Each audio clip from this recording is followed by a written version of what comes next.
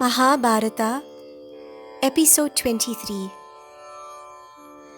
In the forest, Krishna seated himself beneath a tree and went into meditation.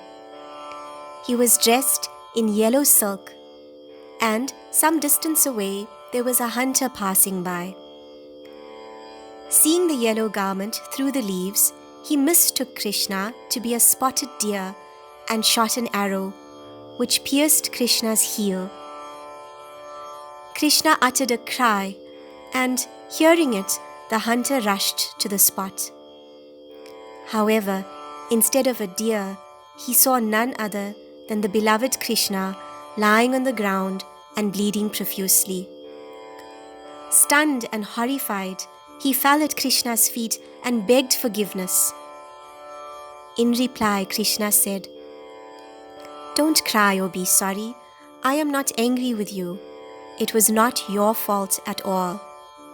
Let us just say it was God's divine will, and that you played your part admirably in the cosmic drama, for which heaven will be your reward.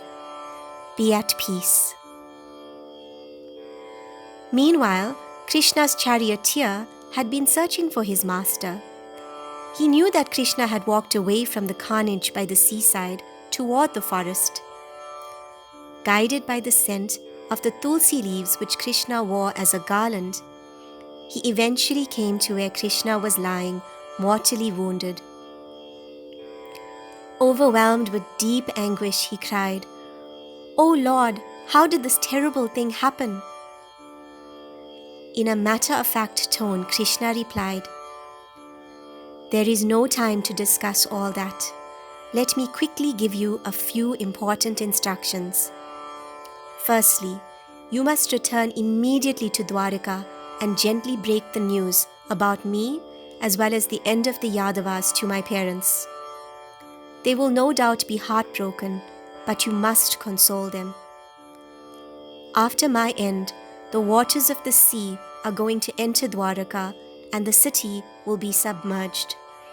So the women and children must not return to Dwaraka from Sangotra. Ask Arjuna to escort them to Hastinapura, where they can live. And now, if you please, pull this arrow out from my foot before you leave." Weeping like a child with trembling hands, the charioteer did as instructed.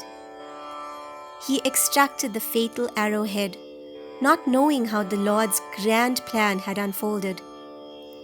The arrowhead had been shaped from the piece of the iron pestle which could not be broken up earlier and which was thrown into the river. It had been swallowed by a fish which was caught, and when cut open, the hunter used the iron piece to make an arrowhead that would ultimately pierce the Lord's foot. The fatal arrowhead having been extracted, Krishna asked the charioteer to hurry back. Tearfully, he went around Krishna 3 times and hastened to Dwaraka to carry out the assigned tasks. Mission accomplished, Krishna smiled for the last time and then went into a sacred yogic trance. In that state, he separated from the body which had served him for over a century, returning to Vaikuntham, much to the delight of all the celestial beings. The Dwapara Yuga had ended, and the question is, what would happen next?